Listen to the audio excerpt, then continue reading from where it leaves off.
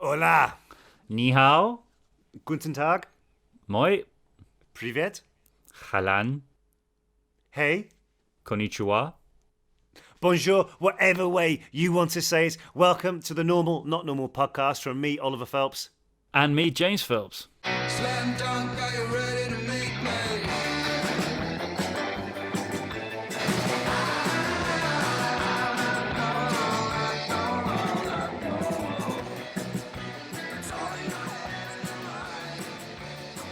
I'd like to say, first of all, thank you very much to our sponsors this week. This week, we're sponsored by Beer 52, an amazing company that are doing a great little promo with us right now. So, Beer 52 are they're offering us a chance to provide a free case of 8 craft beers from Beer 52, and all you guys have to do is pay for the postage and packaging. So essentially £5.95, and you get 8 beers delivered to your door. In something looking like this. Because I got the same as well this week. So, as James said, for £5.95, go to www.beer52.com/normal and you will receive a free case of 8 craft beers. Goes without saying, but we have to. Please make sure that you are of legal age to drink in your said country. Very much. So Beer 52 is the world's largest beer club with over 170,000 active members. Each month you'll be sent a new case of beers with a different theme, so you're never going to get the same pack twice. It comes with a magazine, very good, a snack. And what's made really good fun is that, so during this whole crazy, dare I say, lockdown period, I've missed going to the pub once a week to catch up with my friends. So we've been doing virtual pubs. But this has actually come out really well because a few of my friends and I have ended up have subscribed to Beer 52, and we're able to test it out together online. So we're not even missing that social interaction that we get at the pub. Yes, and if you don't like the dark beer, choose the light option and you'll get different beers to these ones that we're drinking every time. We must stress that. You're not going to get the exact same beers every time that you receive an order. And also, you can pause and cancel this any time. It's not that you're tied into a subscription for life, so just make that clear. So if it's not for you, you can. But it's something that I've really been enjoying, so I really hope that you guys can do it as well. Like I say, it could be for you, it could be for a gift for anyone in your household. But again, please make sure you are over the age of drinking in your country. So go to www.beer52.com/normal and pay £5.95 postage to get all this right now. And also, on a side note, to do with us, it's a great way to support the podcast. So, cheers. Cheers. Maybe we should start the podcast with that. We say cheers in a different country instead. Like, cheers, yeah, Prost, like Salut, Kampai. What else is there? Yaki da. Welsh. Yaki da, a bit of Welsh. Yes. So, guys, if you want to subscribe, that would be absolutely amazing. And also, once you've done that, drop us a message on Twitter with how you guys say cheers in your native tongue. Chin chin. Doing some cool stuff as well with obviously the Wizard's chocolate. That's been tasting really nice. Had a nice fondue actually the other day. That was very good. But no, and also had a bit of an issue with a mail delivery company. So I went along to pick this parcel up, which my wife went to get the day before, and she went and it was dropped. Is this going to be a rant? It may turn into one. I was ranting a bit on Twitter about it actually at the time, but there we go. Anyway, so she went in the day before because they, for some reason, dropped it off at this off license down the road, and she went there, and the guy said, "No, it's not here," even though she'd got a thing saying that it was. So I went in the next day with this thing saying, "Yeah, okay, so I've got an email. You told my wife it wasn't here." She said, and then this guy behind the counter said, "Don't know what you mean, it's not here." I said, right, but at least look, please, at least look in that pile right there. So he turns around. Young lad turns up. He's there. "Oh, hi, mate, how you doing?" "Yeah, I'm trying to find this parcel." "Oh, okay." Yeah, this other lady comes up who works there. He comes up and says, "Can I help you? I'll take over now." So she starts like checking it off, very good parcel. So I tell you that my wife came to get this, and you said that it wasn't here. And I said, and the person working said it wasn't here. And she just goes, "It is what it is." I said, "It is what it is. What do you want about?" I said, I'm not blaming you." And she said, "What do you want me to do?" I said, "Well, I'm not blaming you personally." He doesn't want to do their job. Don't do anything. I'm not going to have anything. I don't want to do it right now. I know he's going to grab a beer. I'm not going to have this much beer to get that. That's okay. Any of my again. Yeah, that sounds horrible. And then I went for a walk. Very good, very good. I'm glad you got that out your system. Yeah, so today's guest is one of Britain's most famous and slightly controversial athletes. So whether you follow rugby or not, you're going to want to listen to this episode because he is a lot of good fun and great value, as they say. But now, this will sound very British on how we met. But we first met James Haskell at Buckingham Palace, as you do. So James, Oliver and myself were there presenting gold awards for the Duke of Edinburgh Awards, which is a great charity which is in the UK, which guys from the age of from high school go into doing. So you get your bronze, silver, and gold, and these guys were getting their gold awards. And there's normally some... And to do so, let's just fill a bit of context. They invite different people of, I suppose, some sort of public standing to come and present the awards on behalf of the Duke, as there's that many people who receive them annually. And fortunately, James and I have been lucky enough to be asked a couple of times to go to either St James's Palace, or they do big garden parties at Buckingham Palace, where it's all outside. So James and I go, and we are apparently seen as quite good people to do a public inspirational talk.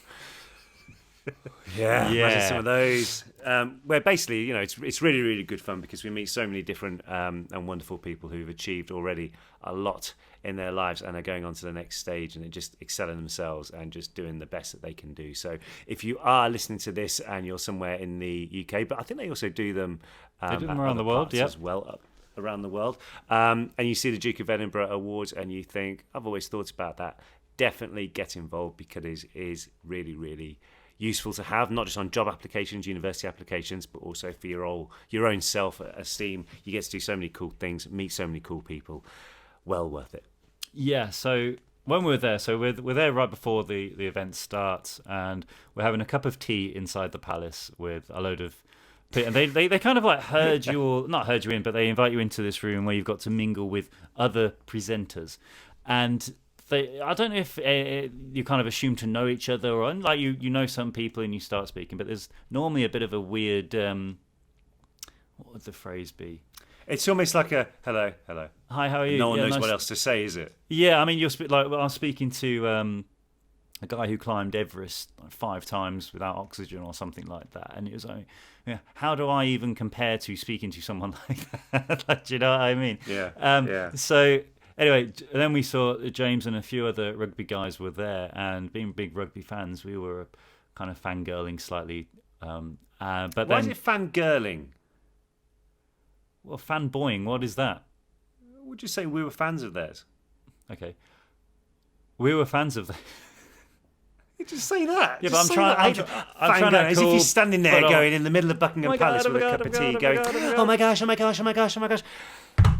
We weren't. We were sat there with a cup of tea and they were like, James Haskell's over there. And he and his lovely wife, Chloe, came over and said hello. Yeah, they cut through the whole awkward bit and just went straight to the friends bit of just chatting. Hey, how you doing? Nice to meet you. Chloe said that she actually went to school with Bonnie, our sister, Bonnie Wright, who plays our sister Ginny in the movies. So and then they went on to tell us that they were quite big Potter fans, which was very fun to hear, actually. And we just got on really well. So we've stayed in contact since, and it was great to have him join us today.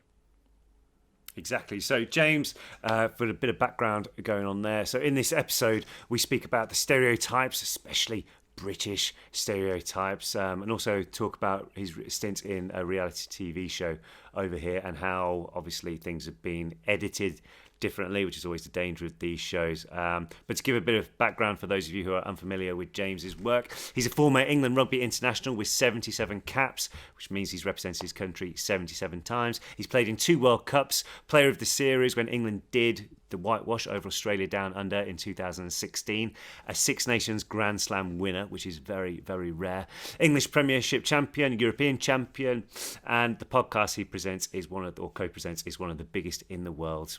And as James said, he's also quite a Harry Potter fan.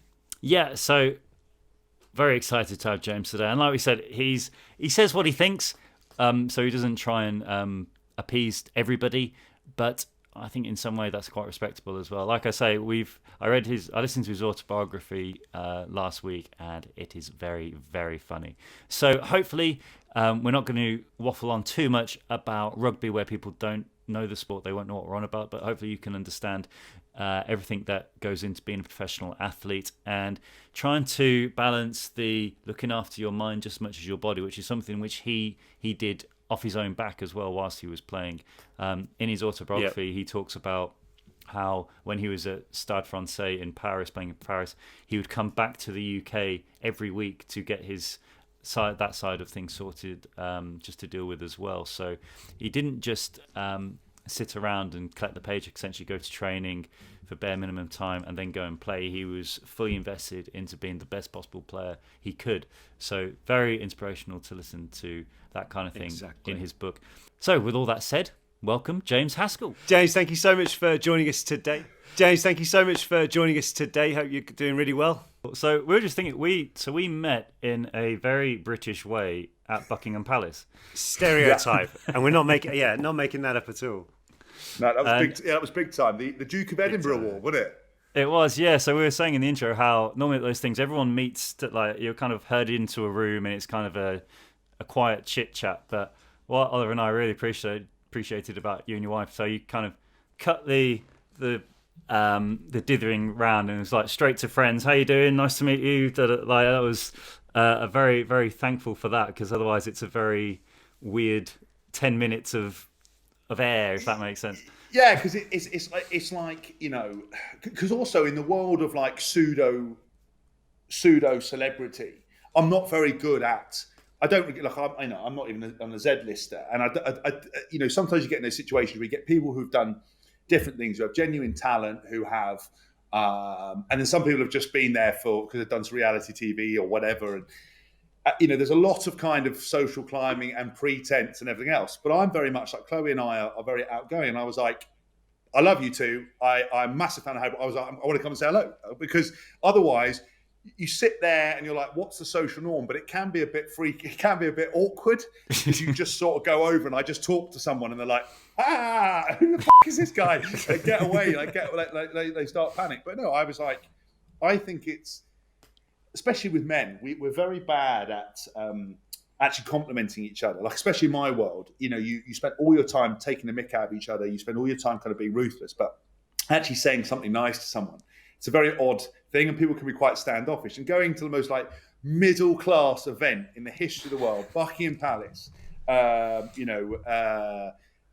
sort of people there, and just not being able to say anyone. No one introduces themselves. You're just sort of assumed that you all know each other, and it's like, no, you have to stay hello. And some people are so funny, a bit standoffish, but I actually really enjoyed it. It was nice, and I was surprised when I came up to say hello to you guys. You had any idea who I was, or actually were rugby fans? I was like, oh, there's a bit of a love in here. I can't like it. Exactly. Yeah, that's pretty much what we were like when we went away. We were like, James Haskell knows who we are. How amazing! So yeah, like you say, Oliver and I are big rugby fans. So. But obviously, unfortunately, in a big way, rugby isn't the biggest sport in the world. It is in some countries, but not in others. I wish it was. But for those who haven't seen it before, could you give a quick description of what it is?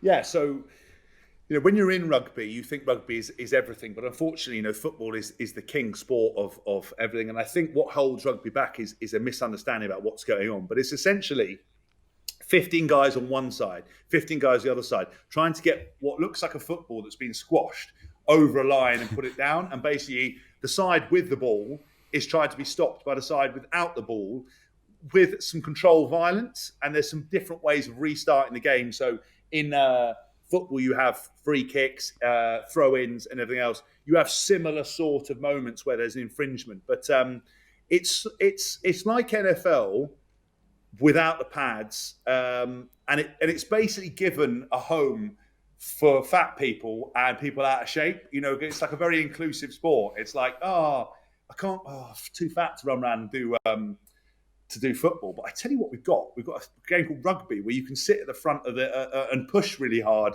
I'll sign up for that. And then you get people with different shapes and sizes. But it's a very, very good game. So if you don't know what it is, I would have a little Google. But be very careful, because Bollywood did a rugby movie of they? what their interpretation of yes, and you guys need to look because at it. India is so well known for its rugby. Yeah. Exactly, but the thing is, they were trying to get it to understand it, because people in India were obviously mad on cricket, some level of football, but absolutely no interest in rugby. And Bollywood's take on rugby was slightly worse than Matt Damon in Invictus's take on what rugby was actually about. But you've got these Indian guys, 2 foot slide kicking someone in the head, people getting chopped in half. Like, it's the best thing. It's on YouTube, and it's like Bollywood does rugby or something like that, and it's just out and out violence. It's basically a street fight with what apparently seems to be some sort of rules, but it's a great take. But I'd be very careful to stay away from that, because that's not what we do.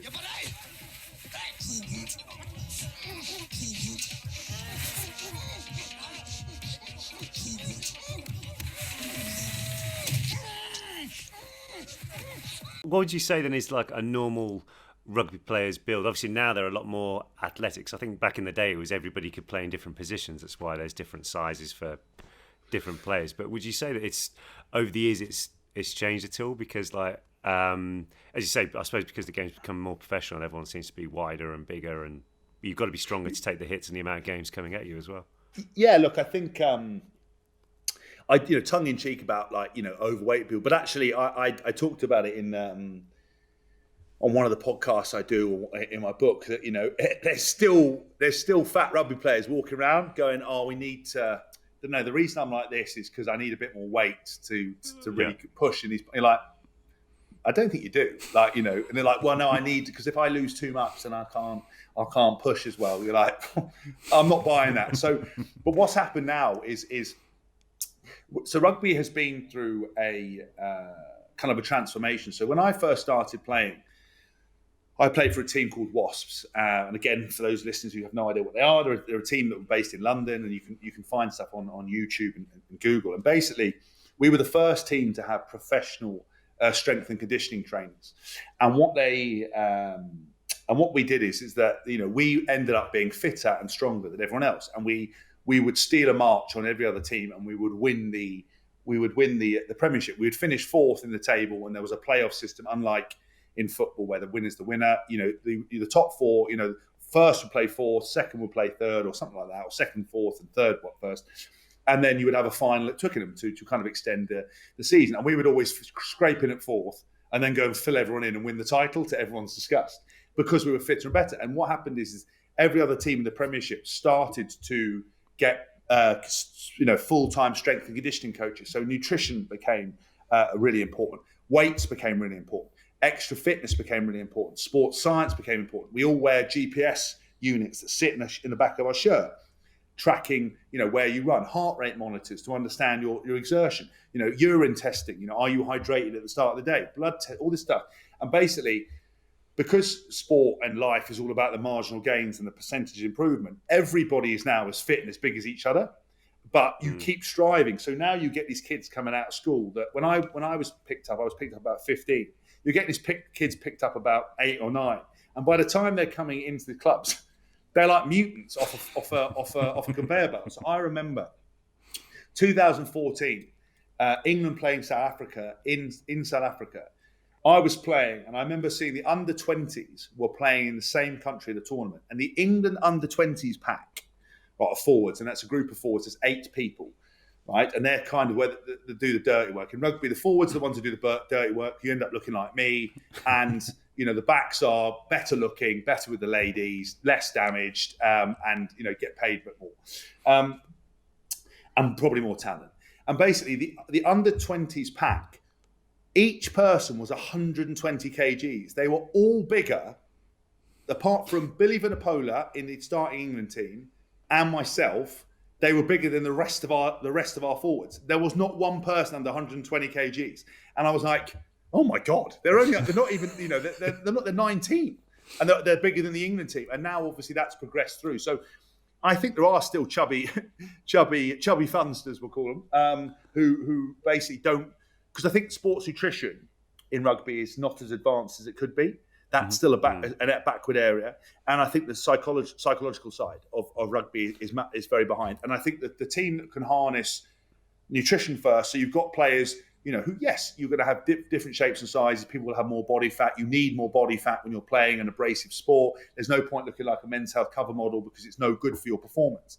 But equally, being dramatically overweight is no need. I mean, I played with a couple of players that looked like burst beanbags.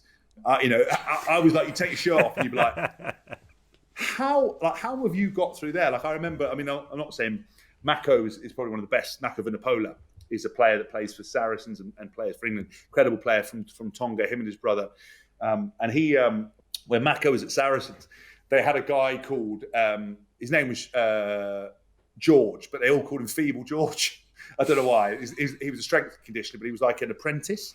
And basically, when Mako used to come in, Phoebes, they used to call him Phoebes. Phoebes would be there, like trying to write the notes, looking over at the scales to see what Mako was weighing. And Mako would just be like, Phoebes, stand over there. And they'd make him stand by the door. Mako would get on the scales and tell the bloke whatever he wanted to tell him. And nobody, to this day, nobody knows what Mako Vunipola actually weighs. It's like one of the mysteries, it's like the 8th mystery of the world. Like, nobody knows what he weighs because every time the guy looked, he'd be like, Phoebes, go over there. So there's a few players that get through the net. But I think, that's why everybody's now the same size. Like, we've got wingers. We had a winger playing for Northampton that was 130 kgs, and that's bigger than any of the forwards, which are traditionally the bigger people. So I think at some point it's gonna peter out because there is limitations and the game will change. But it's definitely now. If you put a whole lot of backs and forwards together, unless you've got sort of shorter guys like a Danny Kerr, you wouldn't be certain who's who. Like I've met centres who are 6'5", 120 kgs. I'm like, are you a second row? And they're like, no, I'm a centre. I'm like, oh, all right, mate, whatever you say. But is there still a? There's certain things what we've learned over the years from just our interaction with professional rugby, purely on a fan point of view. So James and I grew up supporting Gloucester because that's where my dad's side of the family are from, and through that got to meet a few of the guys who used to play down there. And one thing I learned over the years is best not to try and keep up with like the drinking side of things. Notably Mike Tyndall, on more than one occasion it's ended up quite bad. So it's just one of those things. Has that always been and will always be part of rugby, like the whole team social? And it also seems to be, I always found that it was look, fresh blood. Yeah, go on, come on in. Well, and it's type of thing. Mike Tyndall is a unique individual. And Mike, for those who listen who don't know, Mike Tyndall is married to Zara Phillips, who's part of the royal family. So we call Mike Tyndall the Lord because he basically is operating in Gloucester in some sort of manor house setup. I think he has people who work for him. I'm not going to lie. He and obviously his wife Zara is like an incredibly talented Olympic silver medalist. But Mike Tyndall is unbelievable on the piss. Like we were in Japan for the World Cup in 2019 in June time, and I mean some of these ex-players. So I'm terrible. So I'd have a drink. If I go over the top, I'm like in a body bag the next day. I can't do it. So I could never drink and play or do any of these things. I know my limitations. Some of those players, so say the tournament was 40 days. Some of those old international players like Justin Marshall, George Gregan, Mike Tyndall, I reckon they went out for like 29 or 28 of those days. And I remember I saw Mike, and he hadn't been to bed for 3 days and was still trucking. And I was like, but his eyes were on like backwards, and it was like he was like a corpse, but he was still going. I'll be completely honest with you. So I did an interview for must have been Radio 5 Live, and the lady was she'd obviously, this was her angle. This is the bit she wanted to talk about. So she went, I've read your book, which is out at the moment, called What a Flanker, and it's autobiography. And she went, big drinking culture in rugby. And I said, no. I said, listen, I have condensed the funniest stories into a book. Yeah. So it's a distilled version of what's going on. There isn't actually a huge drinking culture in professional rugby. What people associate drinking and rugby hand in hand is university, because university rugby teams are a law unto themselves. They are, I don't know, they're animals. I just don't know. Slightly weird, aren't they? Really, very weird, right? Which the problem is because people's first reaction to rugby is often they haven't. A lot of state schools don't play it. It's seen as a public schoolboy sport, but ironically, there are lots of clubs around the countries which, it's completely mixed, and it's very, it's actually less, public school than people would have you believe. It's often an excuse leveled against it. I know it is more well-to-do potentially, but I don't think it's as bad as people make out. But university is where people experience rugby, and they'll see these group of grown men with badly shaved heads, drinking pints of God knows what, dressed up in human nappies, playing golf, doing all this kind of mad stuff. And they're like, who are these terrible people? And, they're normally quite loose-moraled. Again, I talk about myself there in that. And people think that's how it is. But you just couldn't operate now. When you were back in the day and you played 8 games a season as a professional sportsman or whatever, that was fine. There's about 40 games a season. And if you bear in mind that it takes you 2 days to recover from a game anyway. So I would play on a Saturday. Sunday, I'd be like, oh, I'm a bit stiff, but I feel bad. Monday, I'd be like, what the hell has happened to me? And I would always be worse.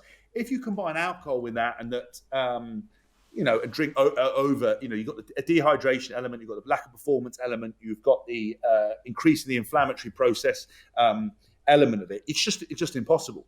So, but there are some real characters of the game, and let's be completely frank. When we're let off the leash for a team social, because if you live like a monk, listen, if you live like a monk, you're a professional. If you try to live like a monk but you're not a monk, at some point the wheels are going to fall off and you're going to go completely mad. That's why when people go, I'm going to stop drinking forever, and I'm going to change my body, and they throw everything out, buy all the equipment, and by day 2 they're like, I need a pizza, right? It's you're not supposed to limit yourself completely. And with the drinking stuff, when we get a team social, we go for it. Like after I'm finishing with you guys today, because I don't have team socials anymore. I've gathered a few lads. I'm going down to London. We're going to have a little bit of a responsibly socially distanced sesh, and then in bed by 10 o'clock, which is the perfect crime. Yeah. Is there a better crime? Because in bed by 10, doesn't matter what state you're in, you're getting a solid 8 hours. No, exactly, yeah. Yeah, you're out the way. You live to fight another day. My first exposure to that like team social thing was we went for maybe that was James Simpson Daniel. It was his testimonial ball at Cheltenham Racecourse, and like an idiot, like I said, tried to keep up, and there was all these rules what came with it, like no right hand drinking, buffalo and all that type of thing. Yeah. And then literally, right, okay, so we'll get you this drinking, which is literally every clear spirit on the bar with a dash of lemonade. So I thought, yeah, okay, put it down. Great, yeah, okay, felt a bit, oh, that's okay. And then, Tins came over with a brandy and said, oh no, and this one. And it was the brandy what broke the camel's back, as it were. And it was just one of those things afterwards. The next day you think, why? But yeah, it was great to see that side it's of it. But as you say, pressure, they'd obviously...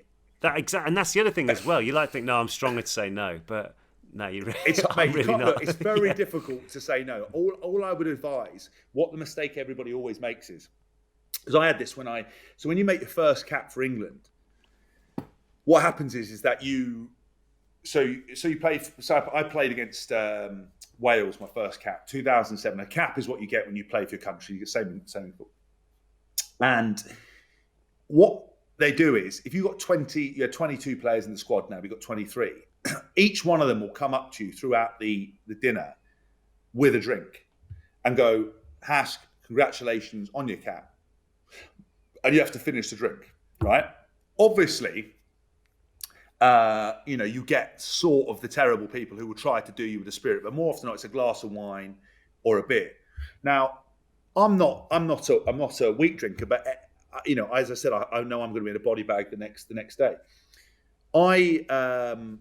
I've seen people get 6-7 drinks in and been like I remember apparently was it Nick Easter or somebody got his first cap, or Tom Varndell or whatever, and they basically were in the toilet, spewed up the toilet. Some old man walked in, he just spewed on him and was like unconscious, like dead, like a black tie dinner.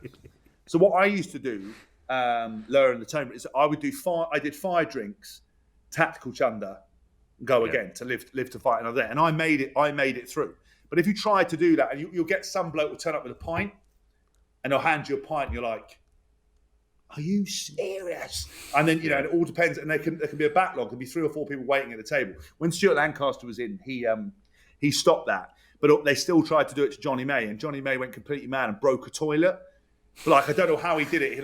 They locked him in the cubicle and he went mad, and he like destroyed, like the whole actual toilet broke, and like at this Italian event, I had to pay for a new toilet. But those things kind of happen. But I now always hydrate water, because you get on the smash, you forget to drink water, and people come up to you and go, "Come on, get this down, yeah," and you're like, "Don't mix your drinks." There's like a few key rules. Like, I never mix my drinks anymore. I don't. Peer pressure, I'm like, I'm not doing it.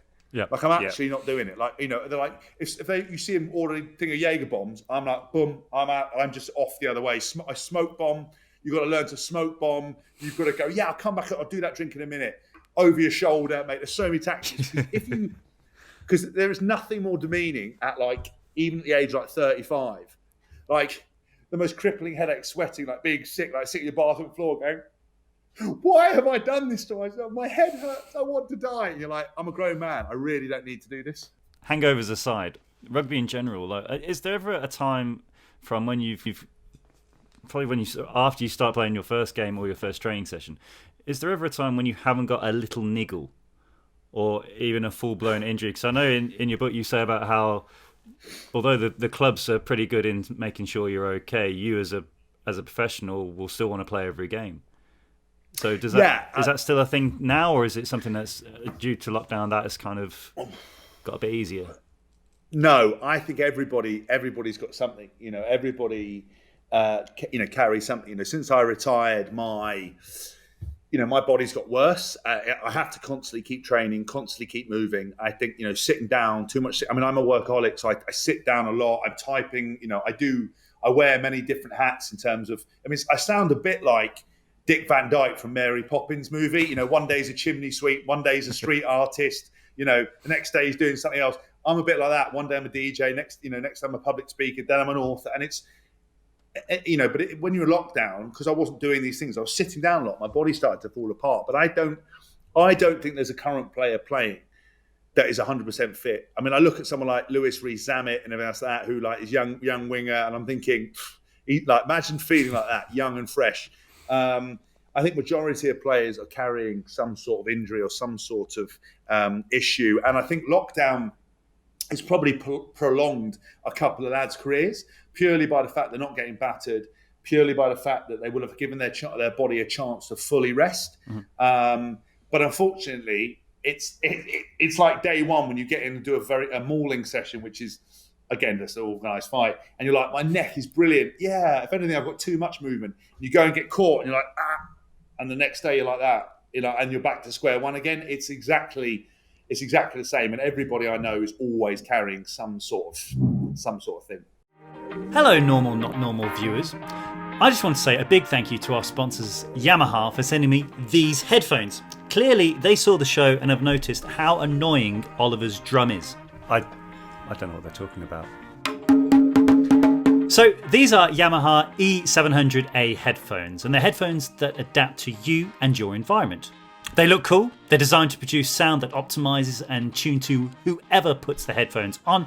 They also create a sound that is truer, not louder, so the sound is balanced even at low volumes.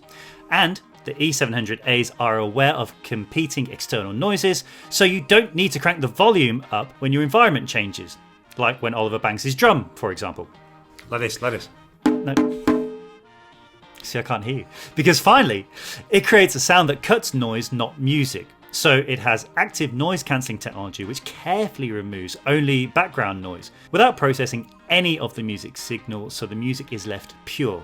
I've been listening to a lot of heavy metal recently, and you can hear every musical instrument and riff going. It is fantastic. And I can bang my drum as much as I like. Yes, you can. Thank you, Yamaha.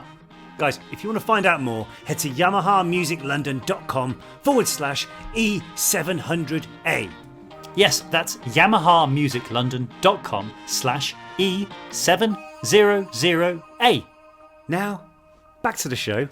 Bang that drum! Bang that drum! So had you always wanted to be a rugby player? No, I wanted to be in the SAS or drive a JCB. And you're going to love this.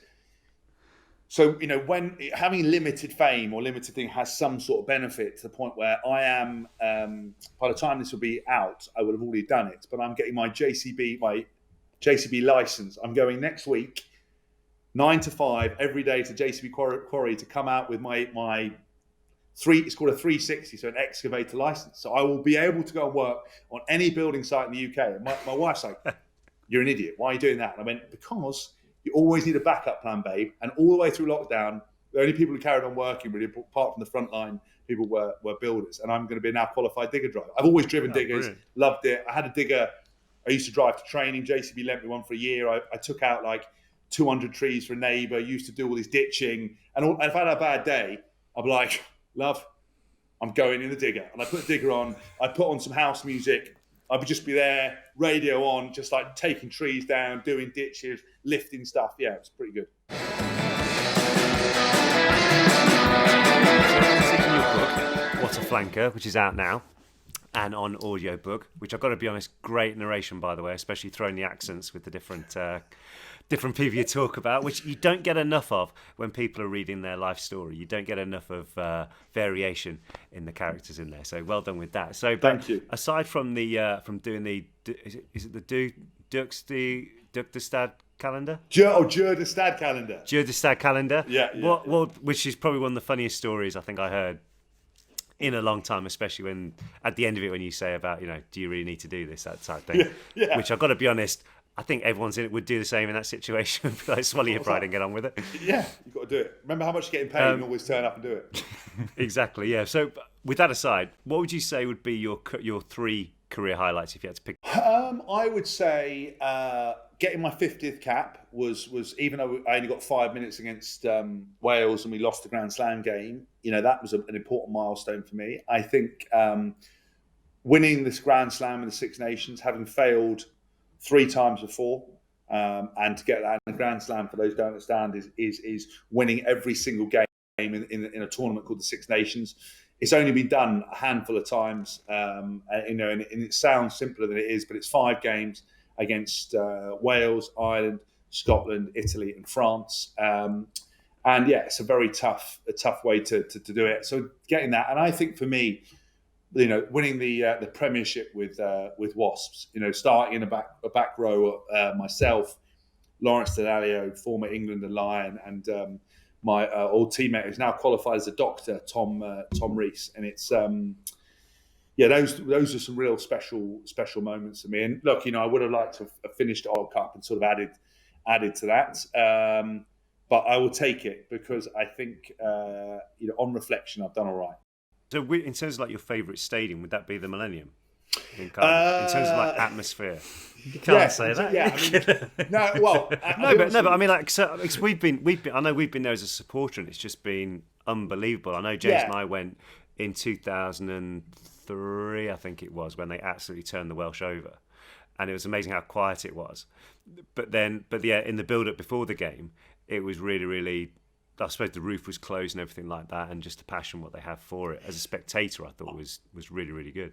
Look, my favourite stadium is Twickenham, but my favourite atmosphere has got to be Wales or I think Wales for me. I tell you why, because unfortunately in England we are slightly apologetic about our past. We're not a very nationalistic country, purely because of 600 years of empire building, and we used to run everywhere.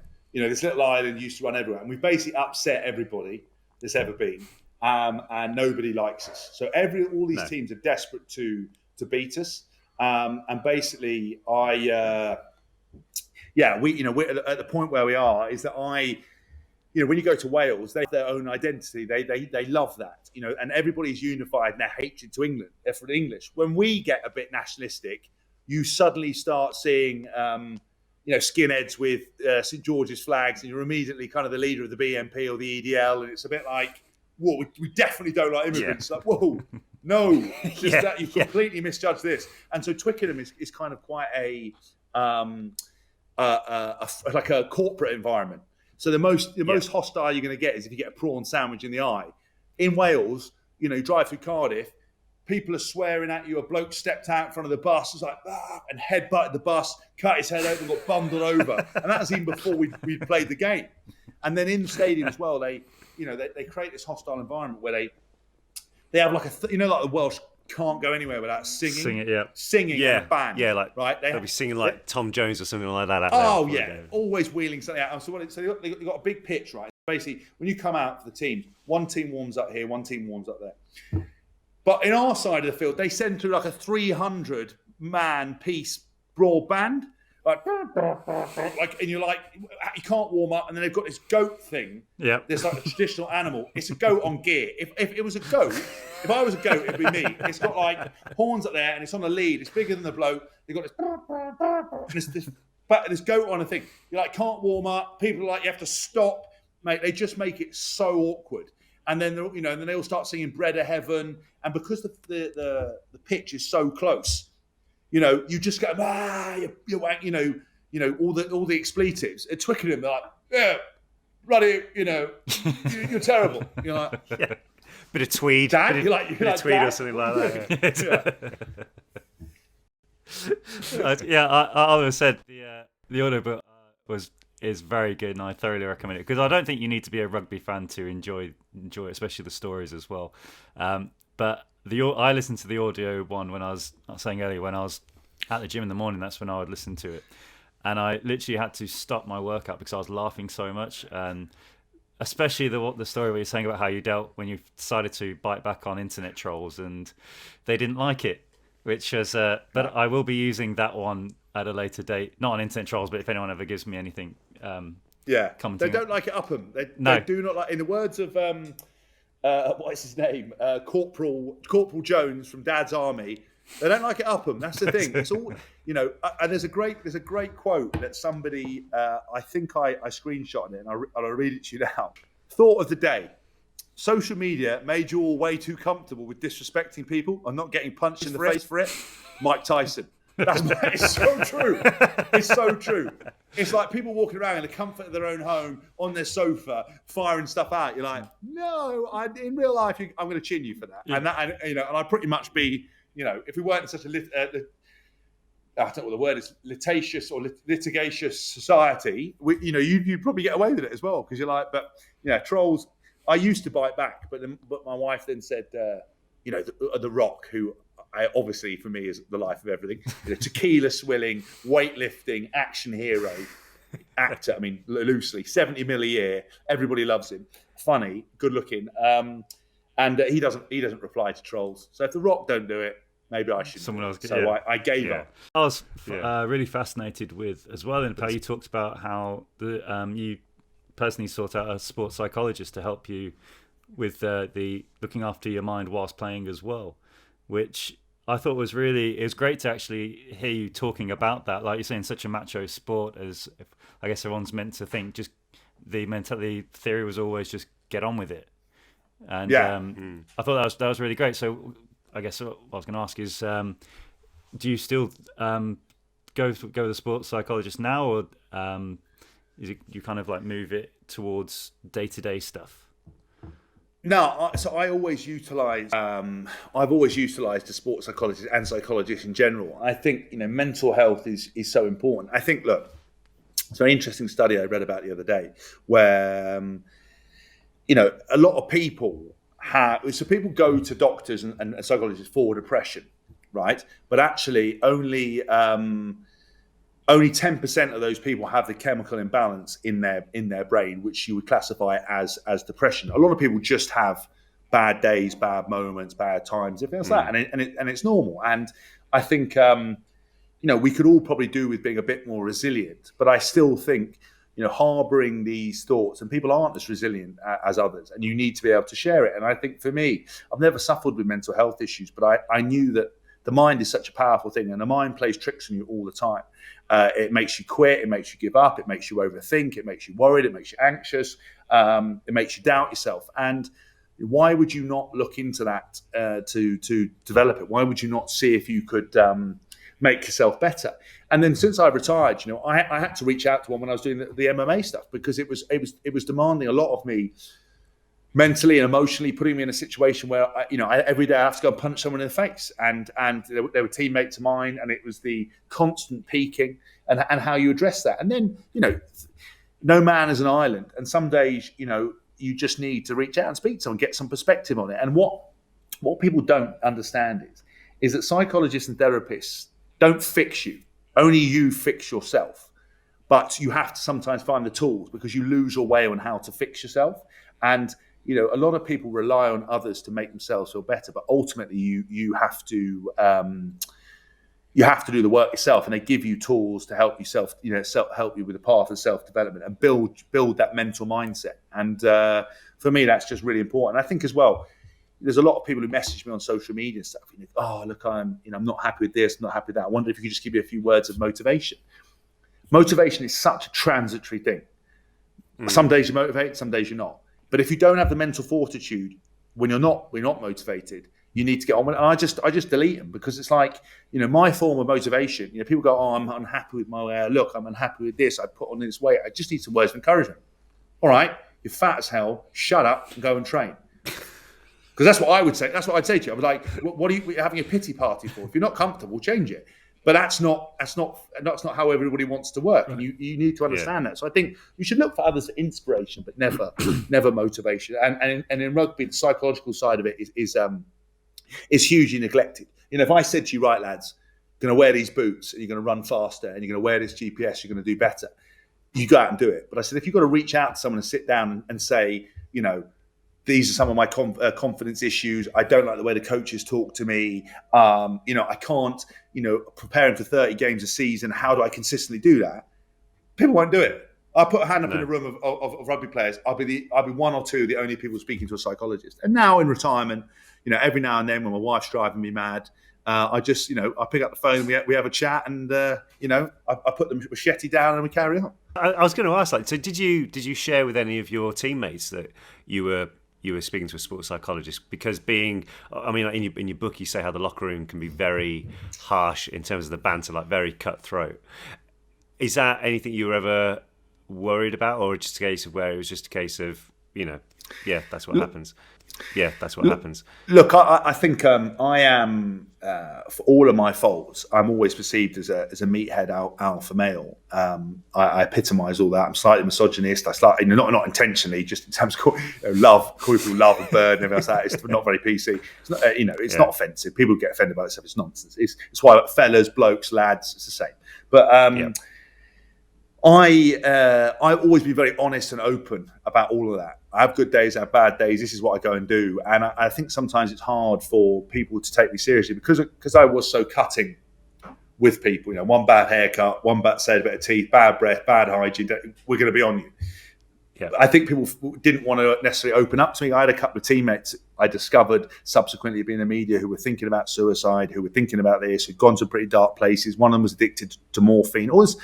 And I said, I messaged each and said, lads, I'm so sorry I'm so gutted you didn't reach out and talk to me. And I just don't think they thought I was that kind of person to be able to do it. And basically it was a bit of a weird situation. I think for me, it's really important to open up and be very honest. And I was shocked that those blokes didn't open up and weren't able to speak to me. And I kind of, coaches struggled with the same thing, understanding how I could be a joker and be very laissez-faire, but then as soon as I went over the whitewash into the training field, were very dedicated. And I've tried to purposely now, actually ask people, are you happy? What's happening? Not, are you, how you doing?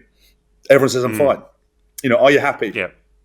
Mate, I think you're doing really well on this. And be complimentary. And some people are like, you see them look at me going, are you taking the piss? I was like, no, I just want you to say, I think you look really good today. I think this is really good. And because we just don't do it. And I'm always the first one to say, listen, if you've got problems, reach out. And also as friends, someone's struggling or you haven't heard from them, just pick up the phone, just check in. But don't take fine for an answer if check into it. And also, if you've got problems, just pick up the phone because, I saw a great quote. I talked about it on my podcast, Good, the Bad, the Rugby. It basically said, I would much rather listen to your story than attend your funeral. And that is the most poignant thing that you can do. And I think, and then so funny, social media. People are like, well, will you though? will you? Well, will James Haskell sit and listen to my problem? Will you? Go on then, try it out. And like, no, you can't miss the point, mate. I didn't mean me. I'm not saying you come and tell me I don't know you. How am I going to help you? I'm not qualified. I mean, speak to other people. Like that was a general thing. And people were like, what? You're not interested then, are you? I was like, not some weird bloke off social media. I'm not Samaritans. It was. So people are so weird, man. So you mentioned the podcast and the good, the bad, and the rugby. Not only being a fantastic listener, but being one of the world's biggest podcasts right now. Have you had any guests on there who've changed your opinion from playing with a lot of the guys, or do you know a lot of the guys in the background anyway? Yes, I think I thought Ben. I mean, I never had a negative opinion of anyone. I don't think you could have a personality like me and not be and sort of be very picky. I'm very misunderstood. I mean, I know basically every guest has come on and said I thought I was going to hate James Haskell, but he turned out to be whatever I am, and they all are very complimentary. So it's always quite of a shock because you can say, most of them were like, I just wanted to punch him in the face. I was like, never going to get on with him. So it's been quite a nice reversal. That they've all, and it's been good for my sort of ego and complimentary. I thought Ben Ryan talking about Seven stuff and what he went through was really intriguing.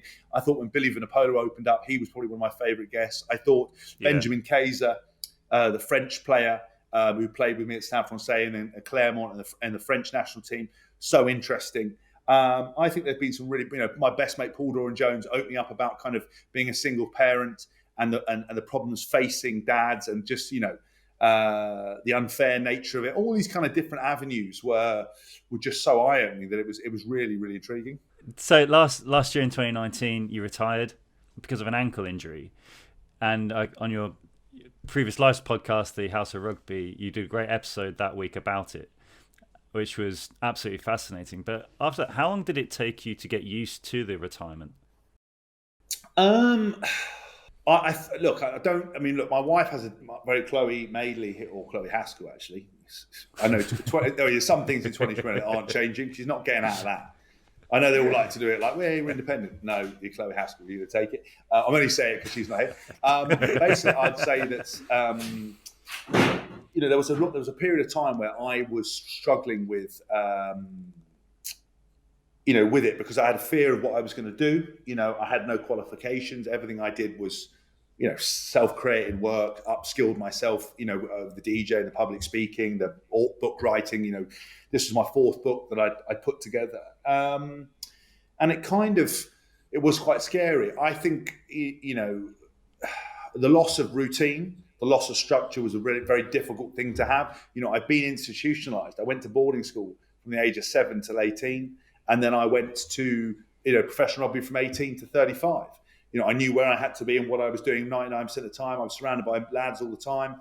I was never alone, really, unless I came home. So there were those adjustments. But I think, I've now got to the point where I'm, in a very good place. I think, I get moments of reflection, when I see the boys playing, I'd love to be in the England squad. And because from my knees upwards, I feel fine. I feel like I could do anything. My back, actually, I've got 3 bulging discs in my back, which I'm trying to get sorted out. But other than that, I feel like I could do things, but I know I couldn't play and perform anymore. So I've tried not to pine after it. And the Good, the Bad, the Rugby podcast is just enough to keep me involved in rugby enough, and I watch it when it's on. But I sort of feel like that life happened to somebody else. It's very odd. Yeah. I don't. What's the word? I don't associate with it.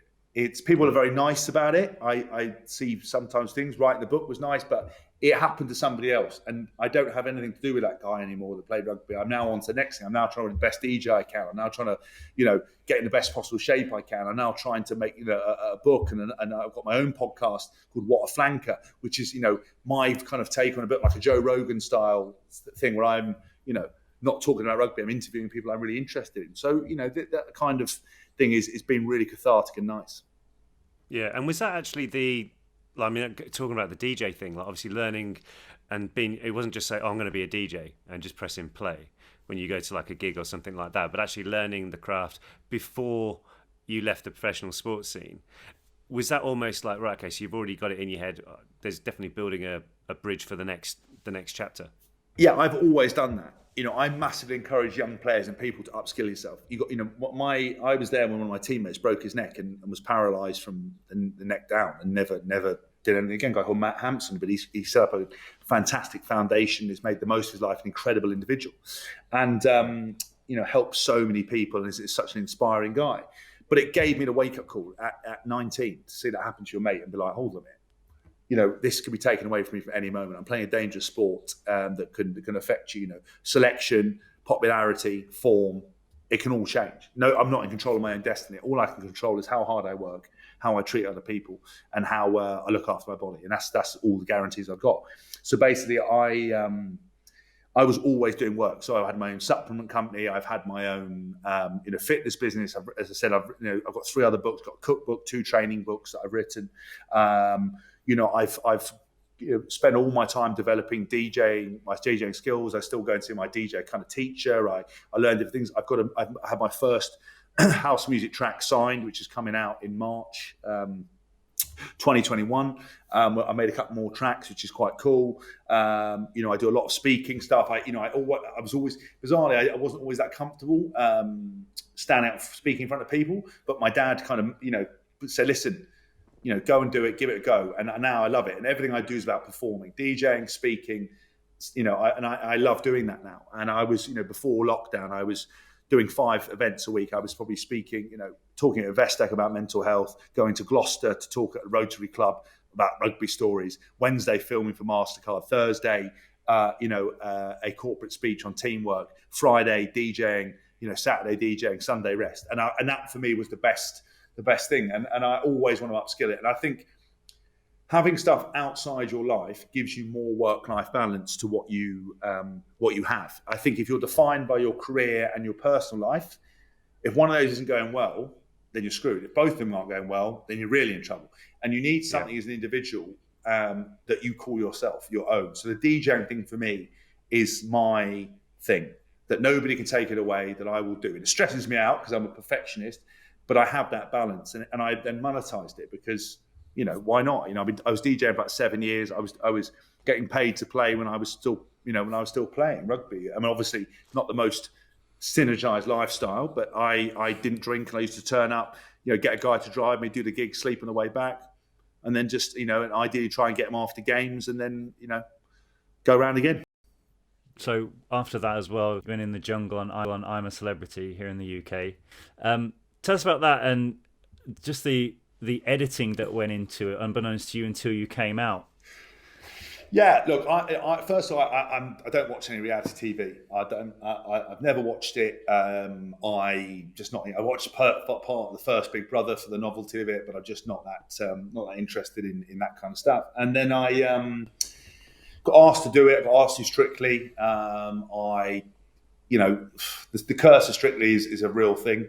Everyone always shitting up cheating on their partners in that thing. But you can't pretend to be sexy for 7-8 hours a day with someone, and you have to have iron will. And I don't think I would have struggled with that because I love my wife and I really fancy my wife, but I just don't want to put that danger, and I don't think my body would have dealt with it.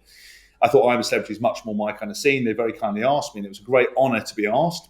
40 million people tune into that show every night. It's what won best reality show 19 series in a row. And it's kind of it was huge, but I didn't think me and reality TV was a great combination. I have an opinion. I'm mouthy. I'm not really worried about what people think, but that's not what modern people will need. You always see all these TV programs. There's like that. They used to call that TV program The Island. Yeah. And basically, they used to go and they put these people onto an island. And the first thing all these people would do was like, let's go and find the beach. And they would trek all the way through this jungle instead of setting up a proper camp, drink all their water, find this picturesque beach, and then be too tired, no food, and not get anything, not get anywhere. And someone at the back, someone would be at the front go, listen, we just need to get camp, we just get food. And you'd hear this, who put you in charge? You don't tell me what to do. And it's like, and people at home are like, yeah, look how bossy so-and-so is. Because in real life, you tell people what to do. In a team environment, if people aren't cutting the weight, you tell them. If people aren't performing, you tell them. If you do what's good for the team. And on that show, I knew I could help, not get into people and start taking the piss out of everyone like I would on a rugby team, because that definitely wouldn't go down well. But I basically decided to, to be myself the whole time. And I think some people went into it with an act. But I don't know this, but according to my wife, for the first 2 weeks, I was, hero number one. People were like, you're going to win it, great character, loving it, being really kind, chivalrous. And then I ended up having a row with one of the campmates because every time we went to go and do anything, she always used to go, you go, you go first. Now, it was always this, you go first, you go first, you go. And it's like, look, can we just say that the women go first? Please, just every time. There's 5 women, just you girls go first and we'll decide what to do. And it was like, well, I don't think, you need food more than I'm like, all this. So I just was like, can we just cut the crap? Just women go first. Yeah. We're not messing around with it. But apparently in 2020, chivalry is not letting women go first or telling them where to go. It's letting them decide where they go, right? And people were like, well, I slept on the floor for like 5 or 6 days. And they were like, oh, you need to, have my bed. I was like, I'm not throwing a woman out of her bed ever. But it's like, oh, you just, so all these kind of things. And then there was a couple of moments where you don't see the editing, you don't see what went on, and the fact that so-and-so has said something to so-and-so, they were upset, so-and-so was banging on about something, I tell the bloke who's banging on about it just to take the foot off the gas about it, and suddenly I'm bullying them. And I was basically labelled a bully, and that's the narrative they went with. Big James Haskell, really aggressive. And every time I had words with people, I was always sitting down. I purposely didn't get up and be like, I was just like, I didn't even raise my voice. I was like, listen, this is silly. And I had one, I got caught saying that they do something called the Dingo Dollar Challenge, which is a 50-50 general, like a 50-50 multi-choice question. There's no skill to it. You don't know the audience references, but my group were quite cerebral and they thought you could debate it. And they were like debating it. And it was like, one of the questions was, what part of is Christmas the most wonderful time of the year? 70% of people said yes, 50% of people said no, right? And you're like, okay. So and people are like, well, in some countries they don't celebrate Christmas. You're like, no, it's a 50-50. Yeah. There's no skill. There's no skill to this. Just guess. Just think, well, who likes Christmas here? So going round and round, and then they're supposed to vote, right? And there was 10 people in camp. So I'm listening to these, I'm lying on my bed, I'm so tired because they're feeding me nothing. I'm having like 100 calories a day, no exaggeration, 100 calories a day, from 5,000 calories to 100 calories a day. I'm sitting there tired, I've been getting the water the whole time because other people aren't doing any of the chores, but you can't shout at anyone else because nobody wants to have that because they're like, oh, he's bullying it. So I'm sitting there gritting my teeth, hearing these people talk about it, and they're like, right, who votes for A? Go around, I put my hand at A. 70% of people think Christmas is a wonderful time of year. And they go like, 10 people. I says, everybody. Then I go for B, and they're like 5 people. You're like, no, that's 15 people. You can't have done that. And someone, when I changed my mind. And I was like, so I then got up. I was like, no. It's not hard. Well, we've got all the time in the world. I was like, no, we don't have all the time in the world. I do not have the time in the world to listen to you idiots talk about it. So I made them do it again, and they still went wrong. 8 people, and then 9 people. I was like, no, that's too many people. So then I walked off and someone was like, you're right, you're getting so stressed. I was like, I cannot be involved in this circus of stupidity. I am far too intelligent to sit around listening. And people are like, oh, James Haskell thinks he's cleverer than all these people. James Haskell thinks this. James Haskell's a bully. And then the only thing that saved me was when I came out was everybody's reaction to me leaving. The fact that, 5 of them cried. It's going to sound like we're talking myself up, but I've got to say it how it was. 5 of them cried. Someone said you pulled the heart out of the camp. The rest of them were like, I've lost my big brother. I've lost this. You haven't done this. James did this. And suddenly the Sun, instead of going, he's a bully, are like, viewers of I'm a Celebrity feel like they've been duped. If James Haskell's such a why is everybody crying and saying you've ripped the heart out of the camp? Why an Ant Deck saying we've never seen a reaction to somebody leaving like this? And the problem with reality, if that hadn't had that reaction, I never would have worked again. I would have, people would go, were bullied, but I because one mistake now, trial by social media, and you're never seen again. Yeah. So, I mean, listen, they'd have to up the cash because never say never. But I don't think I'll be rushing to do it again. Well, that's it. So we've also got to talk about something which you are a self-confessed super fan of a certain franchise, yes, which you will probably know more than Oliver and I about. In fact, I know you will. You're quite a big Harry Potter fan, aren't you, James? I am a huge Harry Potter fan. I read all the books. I've listened to Stephen Fry narrate all the books twice, and I've watched all the movies. and I also went on Celebrity Mastermind as my specialist subject, Harry Potter the movies. I am an absolute Potter loser, if there is such a thing, because I don't think you can be a loser when you're associated with Harry Potter. I think you're just really cool. Me and all the other cool wizards and witches. What is it in terms of like grabbed it for you? I just look. I think, for me, I think the way J.K. Rowling wrote, I think just capturing the imagination. I think the imagery in the book. I think for me, going to boarding school and knowing what it was kind of like and seeing that kind of stuff, and I think. People always talk about wanting to have special powers or superpowers, and then magic is holds such attraction for people. I think you just become invested in the characters and you want them to do well. And I just think it's so well written that it's there's so much depth to it. In terms, it's not about the first book obviously is sort of much more immature than the others as a writer, but it's not just about a wizard; it's about everything else, and it's good versus evil.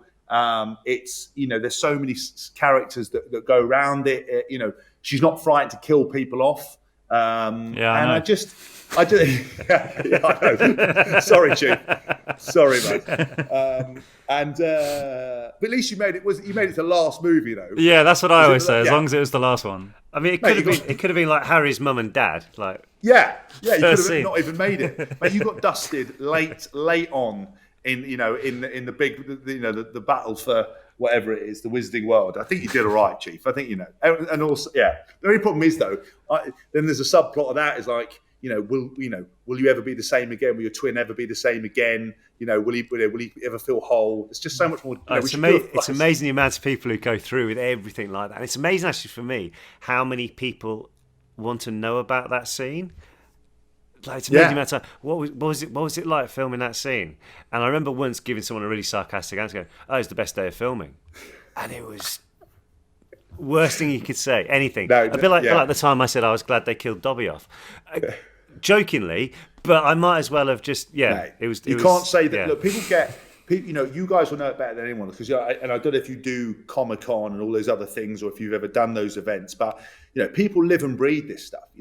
I take it because I love fiction. I can't read self-help stuff. I love going off into an adventurous world, and I think it was so well done. The movies, the books, the audio, but it was just really, really well done. And I think that but people live and breathe this stuff. If you mess with their stuff, things like saying Dobby, I wish Dobby, that people get really funny about. Like I don't, I'm not, I've never cared enough about anything other than myself. So when they talk about like sports fans and stuff like live and breathe it, I've never been that bothered about anything. But so I would never get offended. I would know it was tongue in cheek. But some people would just go mad about that kind of stuff. And Dobby was quite annoying. So that was my argument. Like I'd say that, and they'd suddenly just get. Can't say that. Or like, I remember someone asking us about what was it like to film the Quidditch, and we said, well, it was a bit boring because you'd have to do the same thing over and over. Yeah. And I think people sometimes forget that you're actually suspended on a 15-foot crane with a broomstick between your legs for hours, for like an hour on end or whatever. Like with a big green screen in there, whizzing around, fake acting with an imaginary thing. Yeah, pretty much. Yeah. So but people don't realise that. They think we're going to a real kind of world. But I mean, because of this I'm a Celebrity thing, I knew about the Great Hall being based on Oxford, and the fact they actually laid real flagstones. In the first movie, they had real food that went off and stunk and everything else like that. So then they had to do, just all this stuff that's amazing. But people always want to be an actor until they actually have to act. And it's like, right, say the line this way, say the line from a shot from behind, say the line from this, say the line from that. You've done the same line 20 times from 20 different views before you've even done anything. It's not, it's not this sort of thing that people imagine it. Actually, I remember on the first premiere, your father-in-law came up to us and said, "Well done, really enjoyed that." Always remember that because obviously Richard and your mother-in-law Judy, they're like household names in terms of I suppose what the equivalent would be in the States. I suppose like Ellen or Oprah type thing. Yeah, like there is a couple of people in America, Rebus and there was a group that was the same called, I think it's called Rebus and Phyllis, or Phyllis and or something. There was a I'm getting the names wrong, but they are they were the equivalent of them, because Chloe always says it when I say, "Oh, well, I wonder if America," and there are two of them. They're both retired now, I think, but they were kind of they were like household names. But that's a big compliment. But Rich is lovely. He's such a good guy. Yeah, I remember it clear as day, because it was the first time I think anyone who I'd seen off the telly who didn't work on the films actually made any comment on it, especially directly to us. That was really cool. And I remember Chloe saying that she went to the same school as Bonnie as well, our sister. Yes, she knows. Yeah, I think she knows Bonnie. She always goes Bonnie when she comes on the TV. So So right now, James, what does normal, and I'm using the brackets, what does a normal life look for you now? So normal life for me at the moment is every day is different. The consistencies I have for me are training, routine, and other, and obviously recording the podcast. But at the moment, I'm doing three podcasts a week. So I've got my Good, the Bad, the Rugby, my What a Flank of the podcast, and Couples Quarantine with my wife. It's a bit more controversial, and I'm sort of. Like last week, I filmed in the Lake District for Giacomo with two SAS guys. The week before that, I was cooking some vegan, meatless. I'm not a vegan, but they were basically the idea is if they can convert me to meatless or beefless food, then it was great, and it was unbelievable. The guy called DJ Barbecue, which was quite cool. And then next week I'm in a JCB factory. The week after, I'm filming for McCain's. Mate, it's. Every day is different, and I wouldn't have it any other way. I love the carnage. And what would you say is less normal about you? Like, is there anything what you would deem as maybe a bit different to the norm? I'd say different to my norm is my mindset and approach to work, to performance and dedication on the pursuit of being better. I think the day that you think you've made it is the day you fail, and I constantly want to upskill myself. As I'm not particularly satisfied a lot of the time. I want to keep developing it, and it's and also people talk about these methodologies being your recipe for success. The recipe for success is because I want to prove people wrong. I didn't always back myself. I want to be the best version of myself. I want to be the guy in the room with all the stories, and I want to earn good cash, and I want to have fun doing it. That's my recipe for success, and that means you're not often fulfilled. If you don't address your recipe for success, it can unravel you. So if you're constantly never fulfilled, never happy, never comfortable, that's not a way to live your life. It's a constant balancing act. But for me, that's what I think sets me apart. But I did something on a podcast, Couples Quarantine, and I was talking about stuff, and they were like, well, but you guys are celebrities. And I was like, no, that's the point we're trying to make, is there is no difference. I'm no different from anybody else in any way. Yeah. The only difference between people who are successful, not successful, or do things is the way they approach things, their dedication, focus, and mindset. That's it. And then what is the most normal thing? The most normal thing about me is I'm a huge geek for technology, for things. I love nothing better than eating pizza, sitting on the sofa, watching movies, drinking whiskey, doing. I couldn't be. Yeah, I'm the same as everybody else. I get tired, I get grumpy, I have good days, I have bad days, and I love Harry Potter, which most people do. Perfect. And then just to end, I normally ask people a quick fire couple of questions, if that's okay. Fine. So what would be your favourite book? My favourite book is it's called Doctor Strange and Mr. Norrell by Susanna Shaw. It's about two modern-day wizards in the UK. It's amazing, really good book. It's a Times bestseller. Cool. What is your favourite song? Elton John, Tiny Dancer. Very good. Your favourite film? Ronin with Robert De Niro and Al Pacino. And your favourite food? Pizza.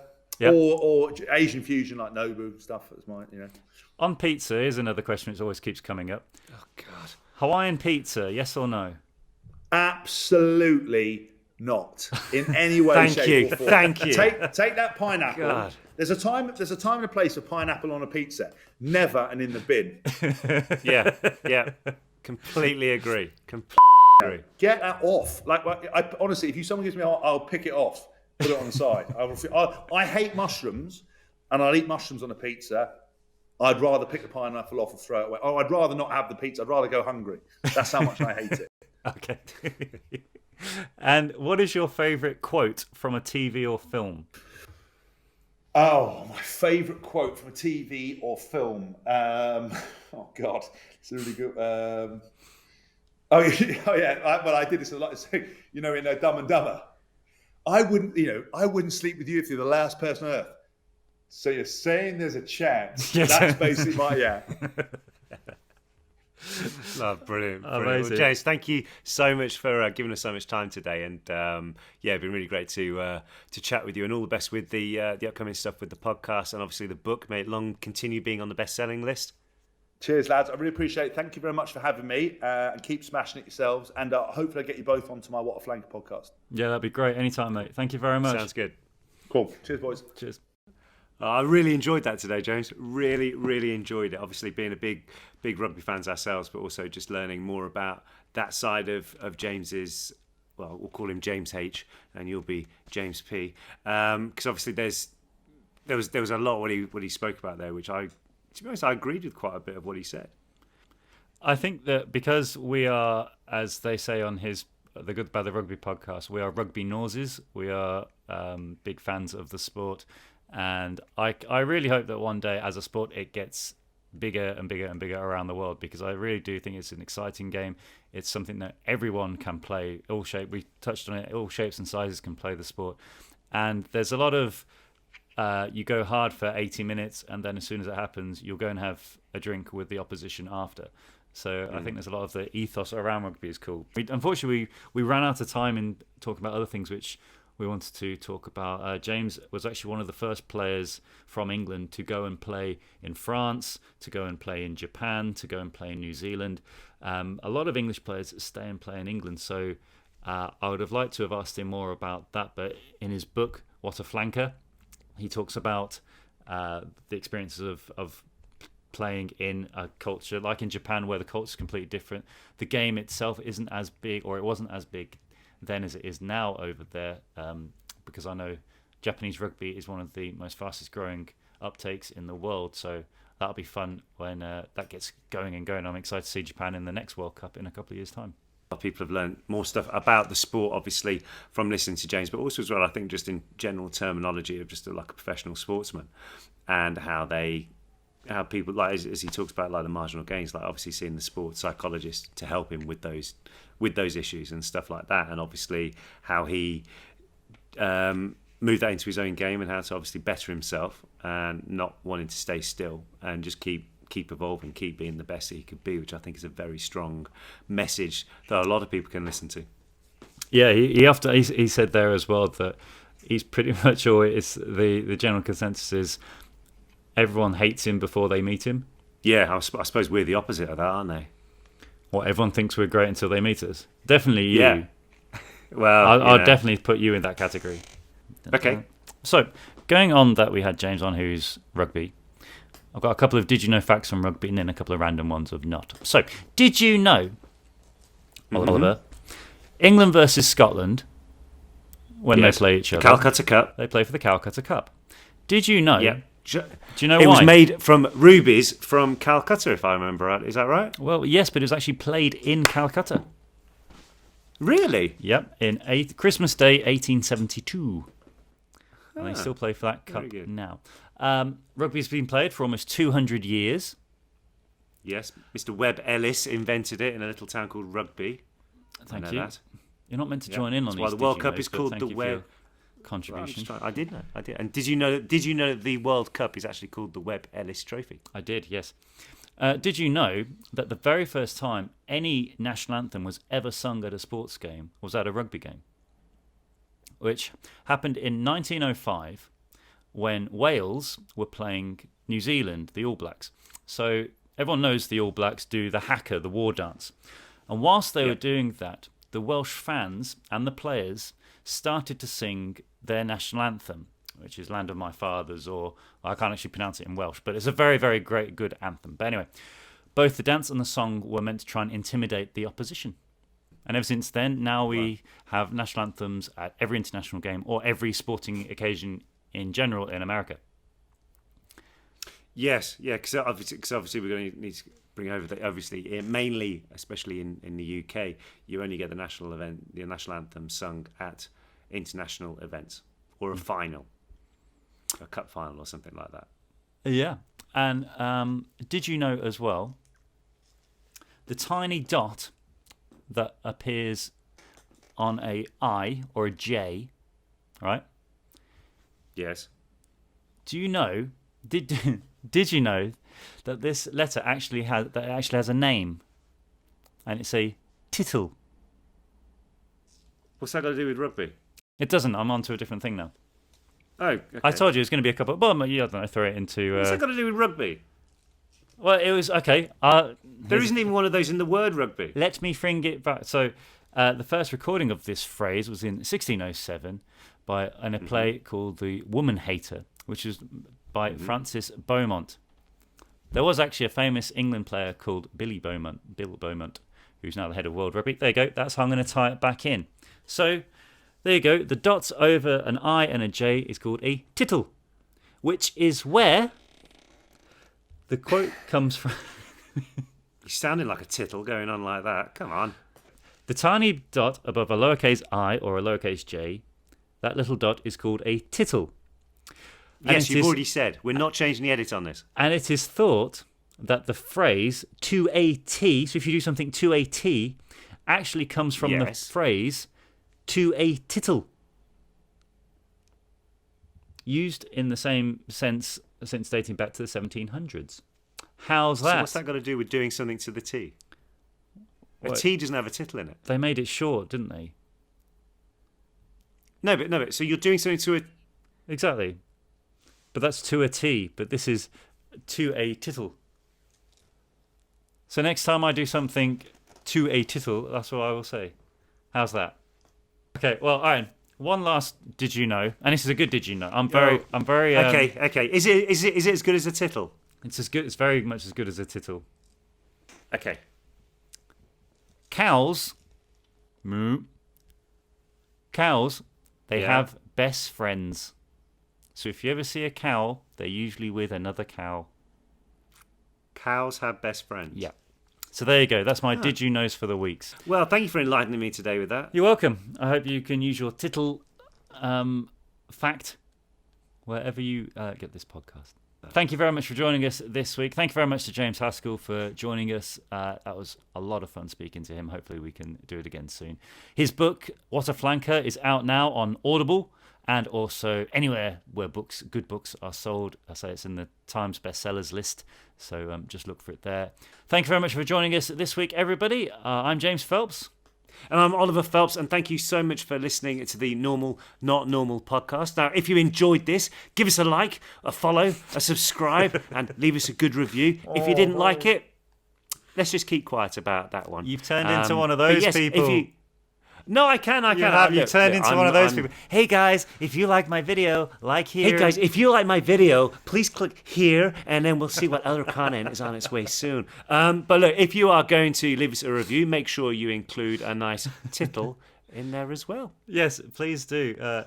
That made me laugh, actually. That reminds me of I saw a great... Please subscribe to my YouTube channel. Please give me likes. Oh, yeah, big thank you to all the many subscribers to the YouTube channel as well. Yes, thank you very much. We are genuinely meaning it when we say we're very thankful for all your support and all your care, and I hope you are having fun with this spelt with a tittle. James, try and sound a bit more enthusiastic about it. I'm trying to get it in with a... I'm thinking, how can I get a letter not getting with it in there an at I all. or a Try J again. in? Thank you very much for honestly. Thank you very much for listening to our podcast. As I said, the Double Trouble was a lot of fun, but we're having such great fun recording the normal, not normal ones as well. So we hope you're enjoying listening to them too. Thank you very much for joining us this week. This THI with a tittle. Hey, how's that? But thank you very much, guys. I'm James Phelps. He's Oliver Phelps. See you next week. Bye bye.